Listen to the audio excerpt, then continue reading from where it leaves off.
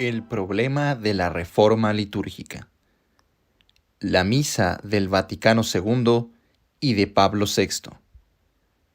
Por la Fraternidad Sacerdotal San Pío X. Capítulo 4. La Pascua del Señor. Cita. El misterio pascual es Cristo, en el culmen de la revelación del inescrutable misterio de Dios. Juan Pablo II, Dives in Misericordia, numeral 8.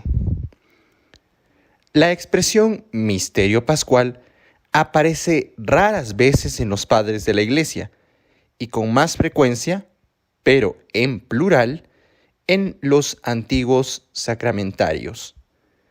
Una sola vez es utilizada en singular por el sacramentario gelasiano, en la colecta del Lunes Santo, que pasó a ser la tercera oración después de la comunión del Viernes Santo en el Ordo Hebdomedae Sancte de 1956. Hasta el siglo XX no había tenido ningún significado particular entre los teólogos. Hoy, abrimos cita, se pone el misterio pascual como fundamento y clave interpretativa de todo el culto cristiano. El misterio pascual transpone los límites de la liturgia para convertirse en el fundamento y el criterio inspirador de toda la vida moral y las opciones del creyente en cualquier nivel, así como de toda la espiritualidad cristiana. Fin de cita. Tomado de Pietro Sorsi del artículo Misterio Pascual. ¿Este misterio pascual es una pura novedad? La nueva teología responde que no. Se trata más bien de un enfoque nuevo sobre el dogma tradicional de la redención. Abrimos cita. A lo que llamamos misterio pascual, la teología clásica llamaba el dogma de la redención. Es fácil ver cómo, grosso modo, redención y misterio pascual coinciden. Fin de cita. Tomado de Aymon-Marie Roget de la obra ¿Qué es el misterio pascual? Roget era miembro del Concilium. El primer motivo arguido para superar la palabra redención es su dimensión considerada demasiado negativa.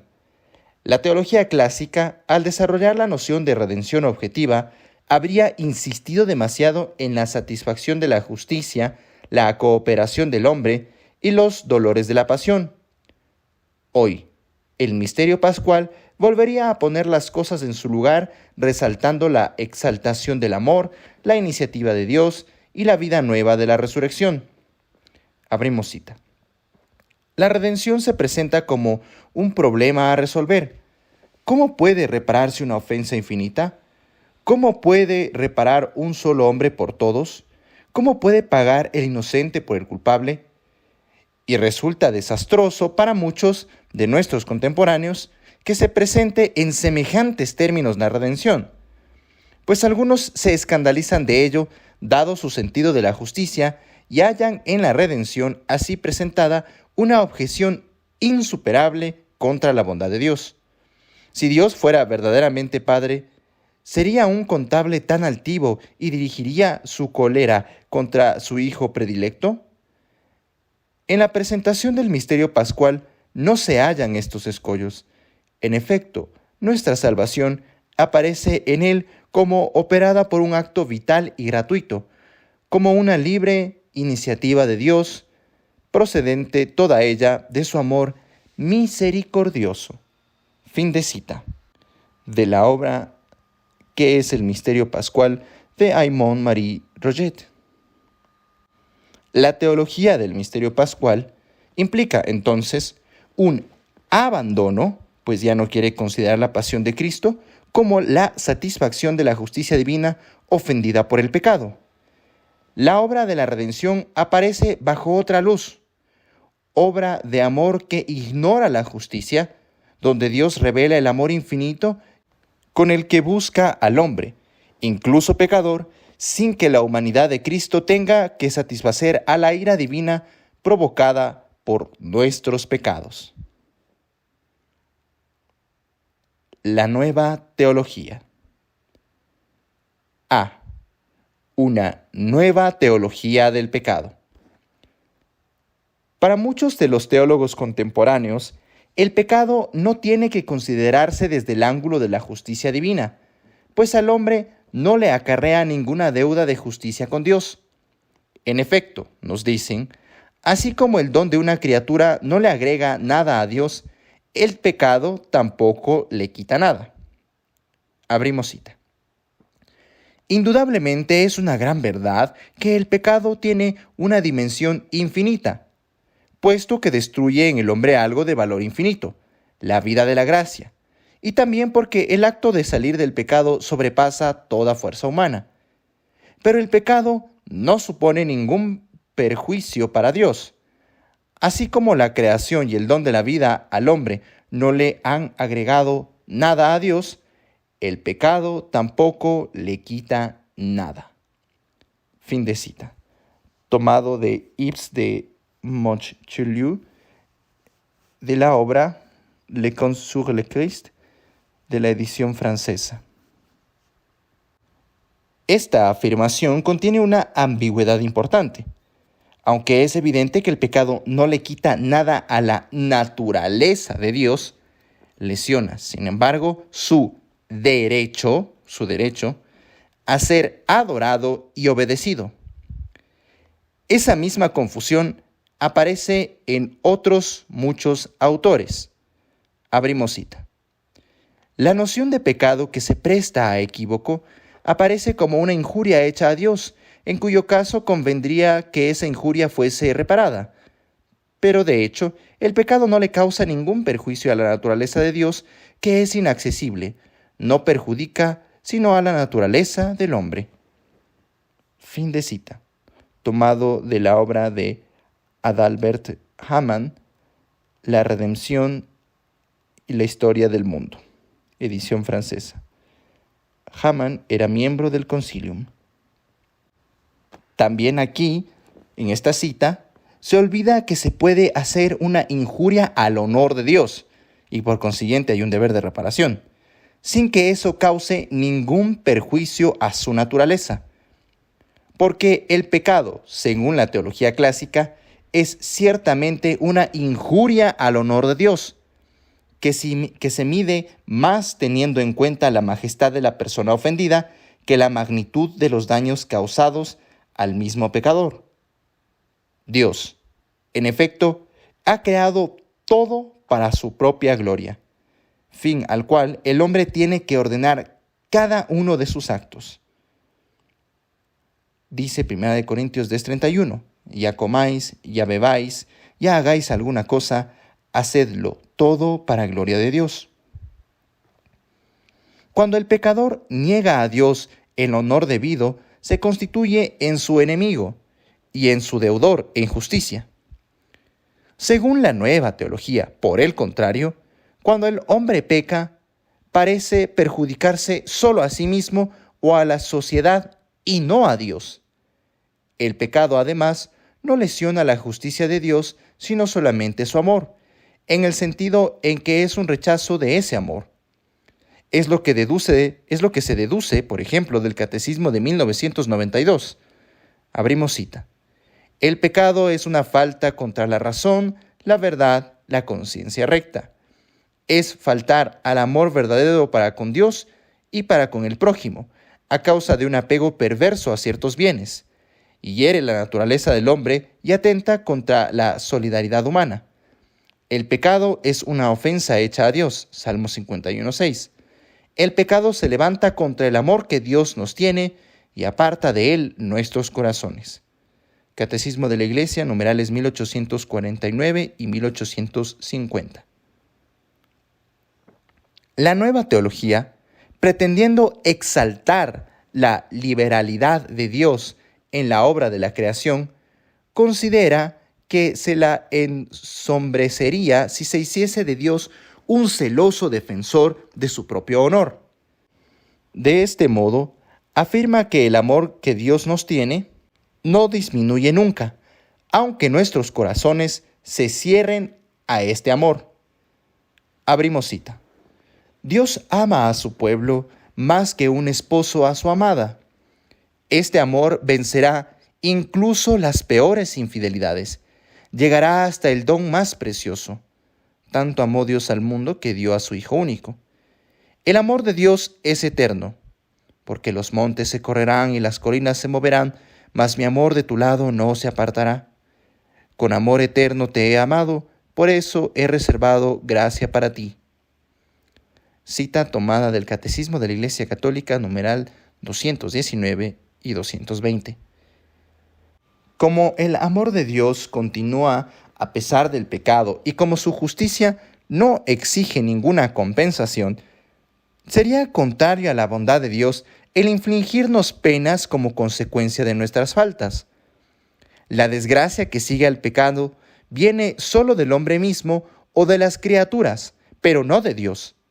Se olvida así la enseñanza de San Pablo, según la cual el pecado provoca la cólera de Dios, que se manifiesta aquí en la tierra, con la asignación de penas, pero que brillará sobre todo en el juicio final.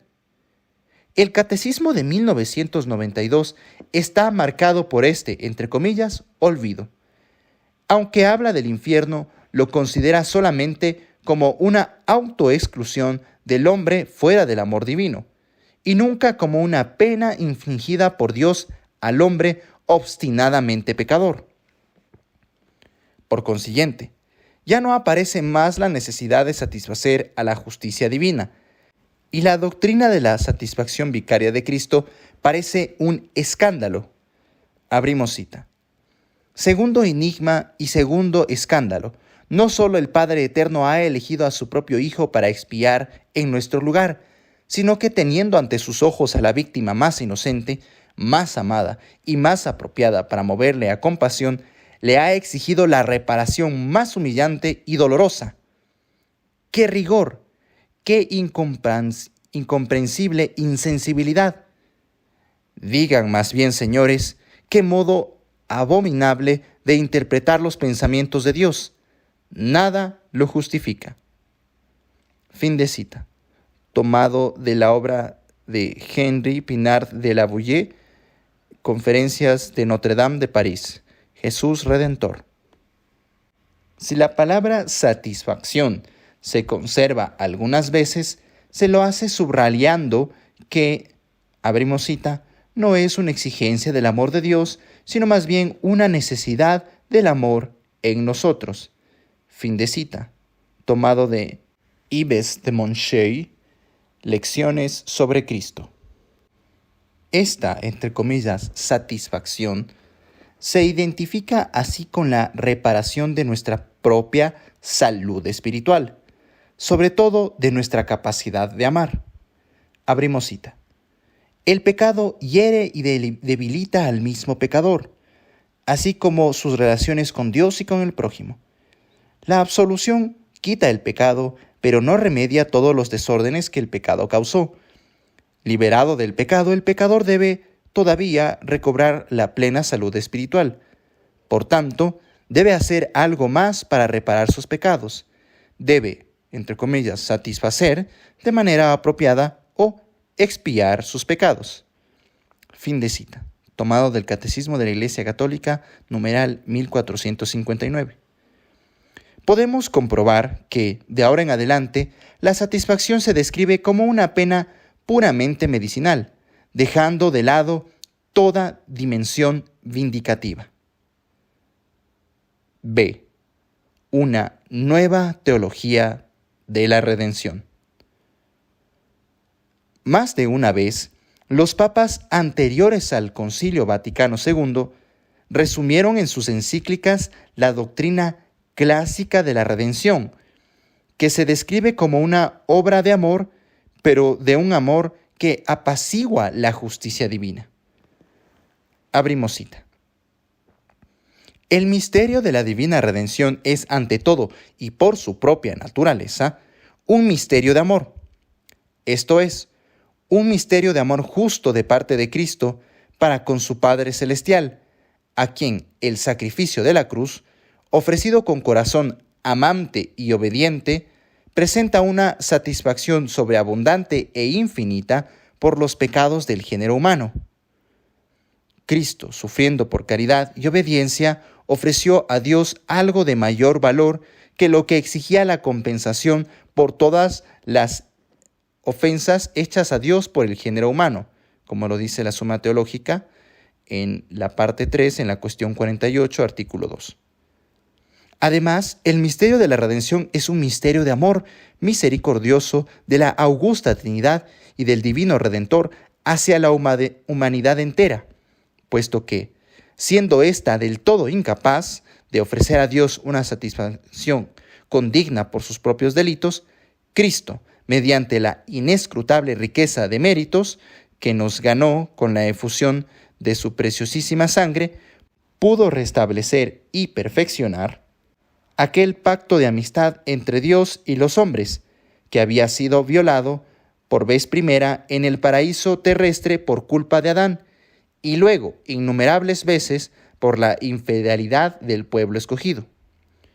Por lo tanto, el Divino Redentor, en su cualidad de legítimo y perfecto mediador nuestro, habiendo conciliado bajo el estímulo de una caridad ardentísima para con nosotros las obligaciones y compromisos del género humano con los derechos de Dios, ha sido sin duda el autor de aquella maravillosa reconciliación entre la divina justicia y la divina misericordia, que justamente constituye la absoluta trascendencia del misterio de nuestra salvación.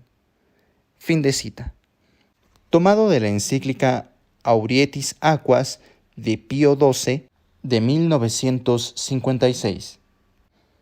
En cambio, según el enfoque del misterio pascual, la redención que, según Émile Mersch en la obra Théologie du Corps Mystique, la redención que no tiene como finalidad restituirle algo a Dios, sino de entregarle a Dios el hombre, aparece bajo una nueva luz. Ya no es satisfacción de la justicia divina obrada por Cristo, sino revelación última de la alianza eterna que Dios ha hecho con la humanidad, alianza que nunca se rompió con el pecado. Abrimos cita. En el camino de la elección eterna del hombre a la dignidad de hijo adoptivo de Dios, se alza en la historia la cruz de Cristo, Hijo unigénito que, en cuanto luz de luz, Dios verdadero de Dios verdadero, ha venido para dar el testimonio último de la admirable alianza de Dios con la humanidad, de Dios con el hombre, con todo hombre. Fin de cita. Tomado de Dives y Misericordia de Juan Pablo II, numeral 7. La redención bajo este enfoque nos revela entonces, abrimos cita, la profundidad de aquel amor que no se echa atrás ante el extraordinario sacrificio del Hijo para colmar la fidelidad del Creador y Padre respecto a los hombres. Esta redención es la revelación última y definitiva de la santidad de Dios. Fin de cita, tomado de Juan Pablo II, Dives y Misericordia, numeral 7. La palabra colmar, que podría entenderse como satisfacer, tal como aquí se emplea, pierde su connotación teológica propia. No se trata de satisfacer a la justicia ofendida, sino más bien de corresponder a la fidelidad de Dios hacia el hombre. En esta respuesta de Cristo, el hombre descubre el amor inalterado del Padre, más fuerte que todos los obstáculos que ha puesto el hombre. Abrimos cita.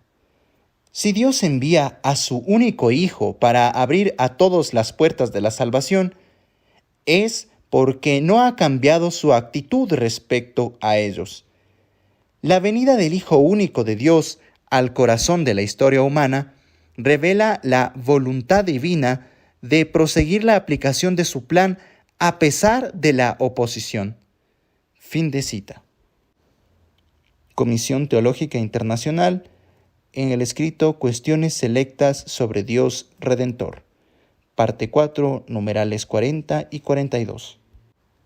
Así se alcanzó, entre comillas, el cumplimiento del programa mesiánico, que, como dice Juan Pablo II, consistía en la revelación del amor misericordioso.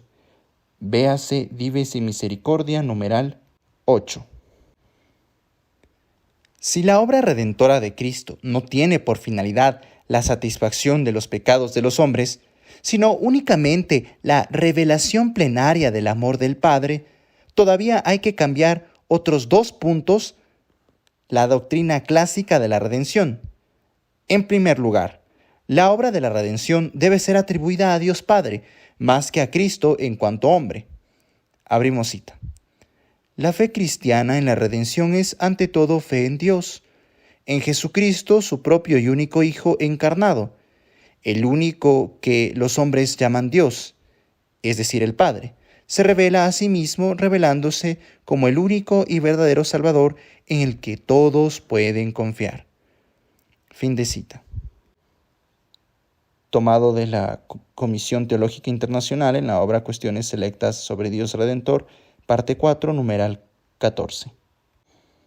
Así entonces, Jesucristo ya no es propiamente hablando Redentor, sino más bien el lugar en el que Dios Padre nos salva, puesto que en Cristo se nos revela el amor del Padre, su nombre mismo. Abrimos cita. Ya que, ¿quién puede perdonar pecados sino solo Dios? Marcos 2:7. Es Él quien en Jesús, su Hijo eterno hecho hombre, salvará a su pueblo de sus pecados. Mateo 7:21. El nombre de Jesús significa que el nombre mismo de Dios está presente en la persona de su Hijo, hecho hombre, para la redención universal y definitiva de los pecados. Él es el nombre divino, el único que trae la salvación y de ahora en adelante puede ser invocado por todos porque se ha unido a todos los hombres por la encarnación, de tal forma que no hay bajo el cielo otro nombre dado a los hombres por el que nosotros debamos salvarnos. Fin de cita. Catecismo de la Iglesia Católica, numerales 430 y 432. Además, el acto principal de la redención no es más la muerte de Cristo, sino su resurrección y su ascensión. Abrimos cita. Quien habla de redención piensa en primer lugar en la pasión y luego en la resurrección como en un complemento. Quien habla de la Pascua piensa en primer lugar en el Cristo resucitado. La resurrección no aparece entonces como un epílogo, sino como el término y el fin en que se resume el misterio salvador. Fin de cita.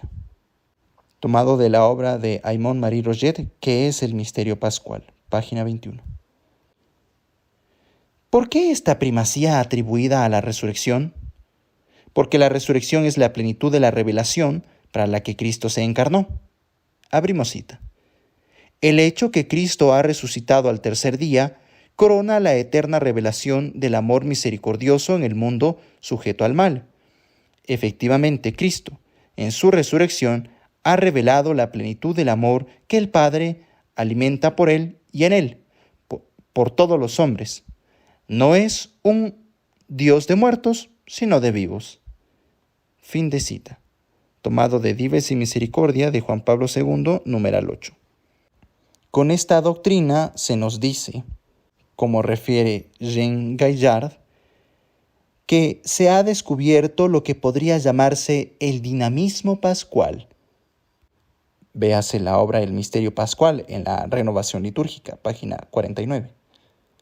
El dinamismo pascual que sigue siendo el misterio de la cruz, pero de la cruz, abrimos cita, vista en la plenitud de su maravillosa fecundidad, es decir, en cuanto que incluye la resurrección de Cristo, su ascensión a la gloria, y por Cristo, que ahora se ha hecho también Neuma, Espíritu vivificador, la irradiación de todos los dones maravillosos que le ha dado al hombre.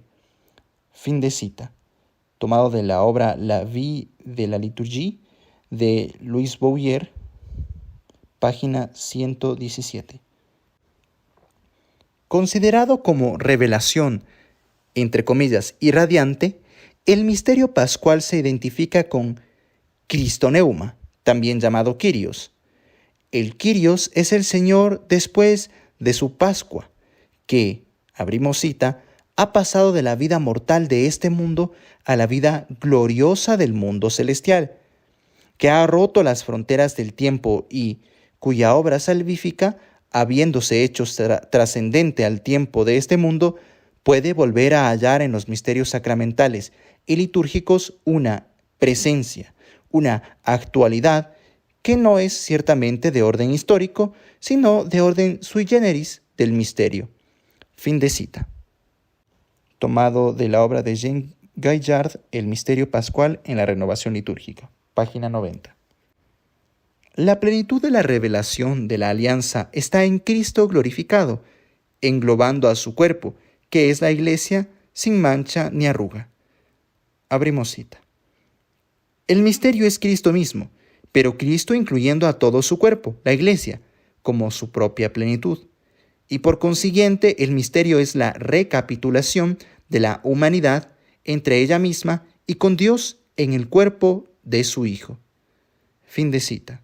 Tomado de Mysterium de Louis Boyer en Supplement de la Vie Spirituelle. De allí, la frase de Juan Pablo II, el misterio pascual es Cristo en el culmen de la revelación del inescrutable misterio de Dios. Tomado de Dives y Misericordia, numeral 8. El Concilio Vaticano II.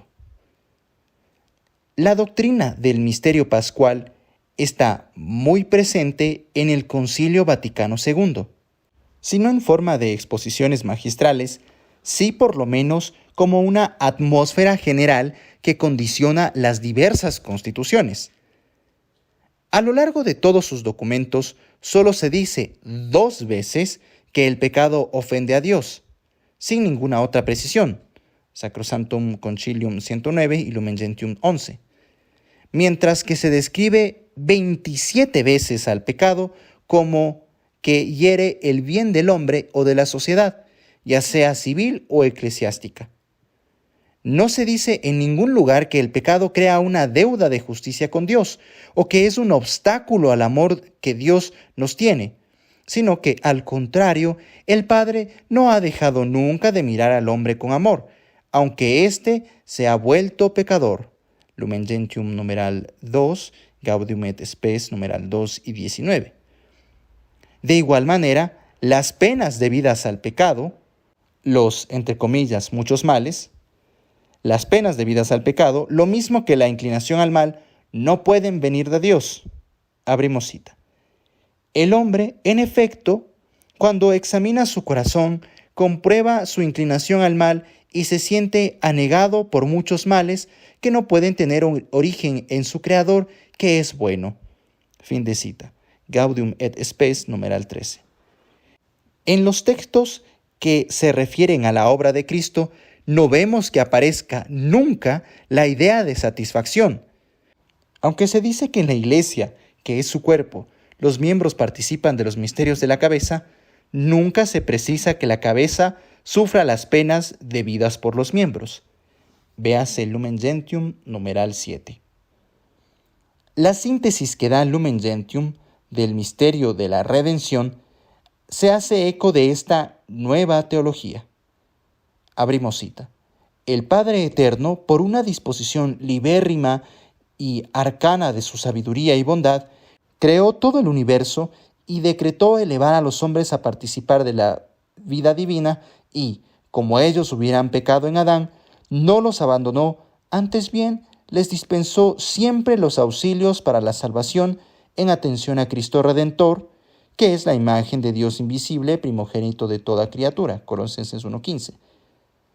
A todos los elegidos, el Padre, antes de todos los siglos, los conoció de antemano y los predestinó a ser conformes con la imagen de su Hijo, para que éste sea el primogénito entre muchos hermanos. Romanos 8:29. Y estableció convocar a quienes creen en Cristo en la Santa Iglesia. Fin de cita. Lumen Gentium, numeral 2. En este texto, el amor invariable del Padre se describe como agente principal de nuestra salvación. Confronte Gaudium et Spes 41. Mientras que a Cristo se le presenta como Redentor en la medida en que es la imagen visible que revela el misterio de Dios. No se hace ninguna referencia a la satisfacción. La alusión a la predestinación antes de todos los siglos refuerza la idea de que el pecador interviene solo muy poco en la obra de Cristo. Por eso la cruz será en adelante, abrimos cita, signo del amor universal de Dios. Fin de cita. Nostra Aetate, numeral 4. Si el centro de la doctrina del misterio pascual, que consiste en dejar de lado la satisfacción vicaria de Cristo, no ha sido afirmada explícitamente por el concilio, sí lo hará un documento de la Comisión Teológica Internacional que utilizará la caricatura, entre comillas, Dios cruel, para relativizar su negación. Abrimos cita. La muerte de Jesús no es el acto de un Dios cruel que exige el sacrificio supremo, no es una, entre comillas, recompra de un poder alienante que ha hecho esclavos. Es el tiempo y el lugar en que Dios, que es amor y que nos ama, se hace visible. Jesús crucificado proclama lo mucho que Dios nos ama y afirma que en este gesto de amor, un ser humano ha dado un asentimiento incondicional a los caminos de Dios. Fin de cita. Comisión Teológica Internacional, Cuestiones selectas sobre Dios Redentor. Parte 2, numeral 10. Cuando considera las tesis de Rahner, el documento se hace eco de ciertas reservas en algunos puntos, pero, en cambio, admite explícitamente como válida la doctrina de este teólogo cuando rechaza la satisfacción vicaria. Abrimos cita. Rahner describe a Jesús como el símbolo insuperable que manifiesta la irreversible voluntad salvífica universal de Dios. Como realidad simbólica, Cristo representa efectivamente tanto la irrevocable autocomunicación de Dios en la gracia como la aceptación de esta autocomunicación por parte de la humanidad. Rahner es muy reservado con respecto a la idea de sacrificio expiatorio, que describe como una noción antigua que se presuponía válida en los tiempos del Nuevo Testamento, pero que hoy nos presta poco auxilio para la inteligencia buscada, es decir, para la significación causal de la muerte de Jesús. En la teoría de Rahner de la causalidad cuasi sacramental, la voluntad salvífica de Dios pone el signo, en este caso la muerte de Jesús, juntamente con su resurrección, y en el interior de este signo, por él, causa lo que significa. La teoría de Rahner es de un valor indiscutible al poner énfasis en la iniciativa amorosa de Dios y en la respuesta apropiada de confianza y gratitud. Se separa de las limitaciones legalistas y moralistas de algunas teorías anteriores. Fin de cita. Comisión Teológica Internacional, Cuestiones selectas sobre Dios Redentor, parte 3, numerales 30 y 32. Aplicación a la reforma litúrgica. La teología del misterio pascual ha sido el alma de la reforma litúrgica. El concilio pedía, abrimos cita, en esta reforma los textos y los ritos se han de ordenar de manera que expresen con mayor claridad las cosas santas que significan. Fin de cita. Sacrosanctum Concilium, numeral 21. Como en adelante, las realidades significadas, el acto redentor, se consideran según la teología del misterio pascual, abrimos cita. El fin de la reforma de los ritos es la promoción de una acción pastoral cuyo culmen y fuente es la liturgia y la vivencia del misterio pascual de Cristo. Fin de cita. Congregación para el Culto Divino, Instrucción Liturgicae Instauraciones, de 5 de septiembre de 1970. Con este nuevo enfoque doctrinal, casi todos los ritos estaban destinados a ser cambiados. Primero, como Dios ya no considera el pecado como una falta de justicia con él y, por su parte, no rompe nunca su alianza con el hombre, no se implorará más la remisión de las penas debidas al pecado, ni tampoco que apacigüe su ira con el pecador. Como hemos mostrado en la primera parte, la reforma litúrgica ha eliminado todo lo que se refiere a esas penas o que manifiesta el temor de Dios. 2. Como la redención se considera revelación plenaria del amor gratuito y sobreabundante que el Padre nos tiene, la celebración litúrgica que le responde no puede ser más que acción de gracias e impetración. La satisfacción vicaria de Cristo y su mediación en la oración ya no resultan absolutamente necesarias, por lo que se han suprimido en gran parte del nuevo misal, especialmente de las plegarias eucarísticas, como ya hemos demostrado. La Iglesia había consagrado especialmente la fiesta de la Preciosísima Sangre, instituida por Pío IX y luego elevada al rango de primera clase en 1933. Esta fiesta la había consagrado a la profesión de estas verdades relativas a la redención. Por su carta apostólica Inde a Primis, que data de 1960, el Papa Juan XXIII fomentó esta devoción y recomendó el rezo de las letanías de la Preciosísima Sangre durante todo el mes de julio.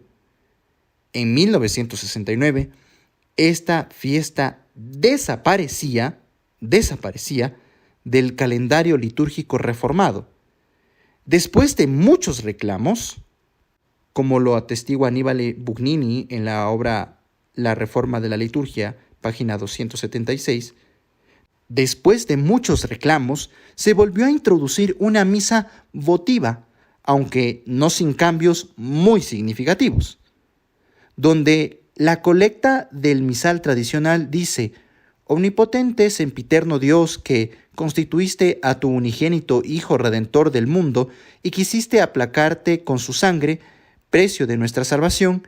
El nuevo misal, en cambio, dice: Señor, que por la preciosísima sangre de tu Hijo redimiste a todos los hombres, conserva en nosotros la obra de tu amor, para que, recordando siempre del misterio de nuestra salvación, podamos alcanzar sus frutos.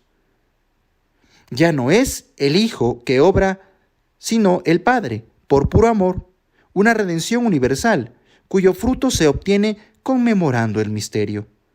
La nueva concepción del misterio pascual ha prevalecido sobre el concepto clásico de la redención. Como hemos podido comprobar, las diferencias que hay entre los dos misales no son más que la transposición litúrgica de la divergencia entre dos doctrinas. La primera, teología clásica, presenta el valor expiatorio de la muerte de Cristo como algo esencial de la obra redentora. La segunda, nueva teología, considera este valor expiatorio como una opinión teológica incompatible con la bondad de Dios. Luego veremos, en la tercera parte, cómo zanjar esta discrepancia.